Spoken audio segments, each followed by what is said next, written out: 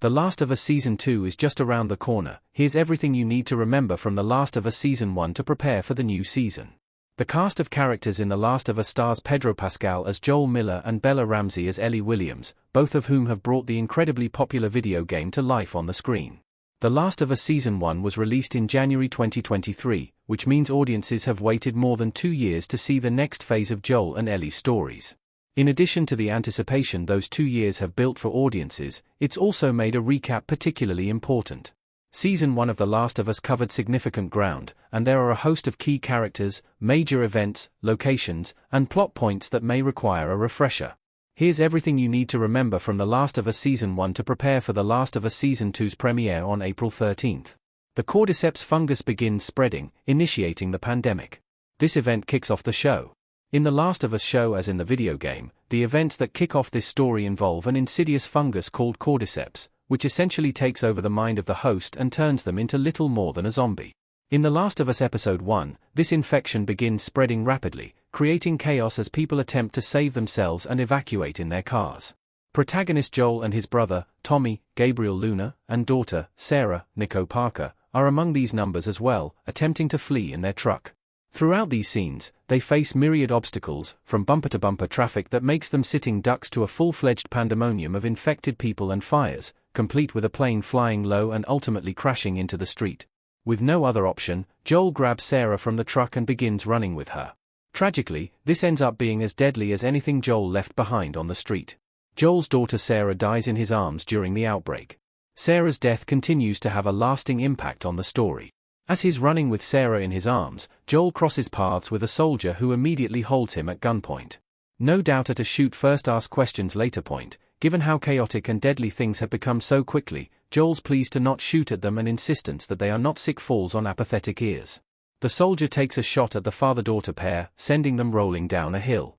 Sadly, when Joel crawls over to Sarah, he sees that she has sustained a serious gunshot wound to her stomach.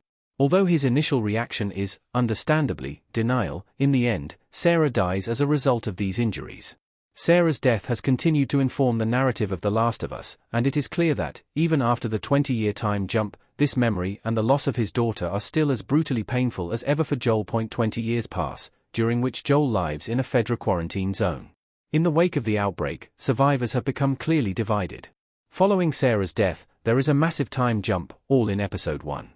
The narrative jumps 20 years forward in time and shows that Joel has since joined a quarantine zone under the control of Fedra, the Federal Disaster Response Agency.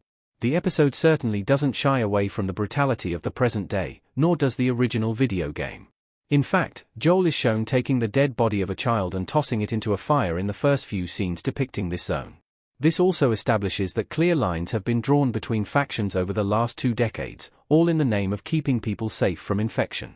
While the politics and motivations behind these groups unsurprisingly prove to be much more complicated than that, this episode sets an important baseline for understanding what Joel has been doing for the last 20 years and how much society has changed as a result of the infection. Joel meets Ellie, who is revealed to be immune to the infection. The beginning of Joel and Ellie's relationship was quite different.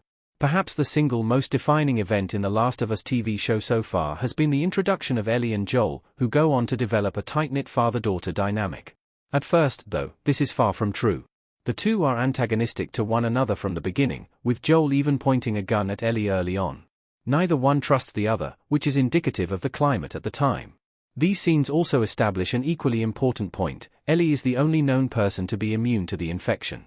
This is why Joel, along with another character, Tess, Anna Torv, are taking Ellie out of Boston and across the country to another faction, the Fireflies.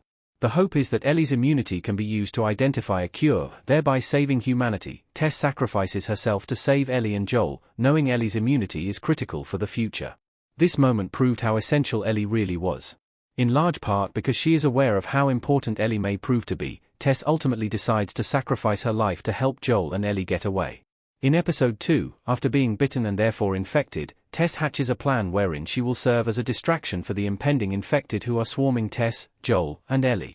In a truly gross scene, one of the infected approaches Tess, kissing her. As she's being kissed, Tess drops the lighter she's been holding, setting the building on fire and killing the infected surrounding her, and herself along with them. In addition to this being a key moment for Tess's character and an emotional character death for audiences, this also solidified how crucial Ellie is. This scene made it clear that Ellie is the hope for the future, which becomes increasingly important throughout Season 1. This scene made it clear that Ellie is the hope for the future. Bill and Frank's standalone story adds emotional depth to the show. This love story was a heartwarming deviation from the larger narrative. Largely considered one of the best episodes of The Last of Us, if not the single best, Episode 3, Long Time, feels like a major deviation from the rest of the story in a brilliant, heartwarming way. This episode focuses not on Joel and Ellie but rather on Bill, Nick Offerman, and Frank, Murray Bartlett. At first, Bill and Frank see each other as a threat, simply by nature of the world they live in. However, they end up developing a genuinely beautiful romantic relationship amid the horrors. Even stylistically, this episode feels very different. Compared to the grittier violence and chaos of most of the other episodes of The Last of Us, Long Time feels artistic and even peaceful at times. One of the most significant differences is also the handling of Bill and Frank's deaths. It's clear that the couple died together peacefully and of old age, but The Last of Us doesn't show their bodies. Instead, they leave a note asking Joel not to enter their room, and Joel respects their final wishes.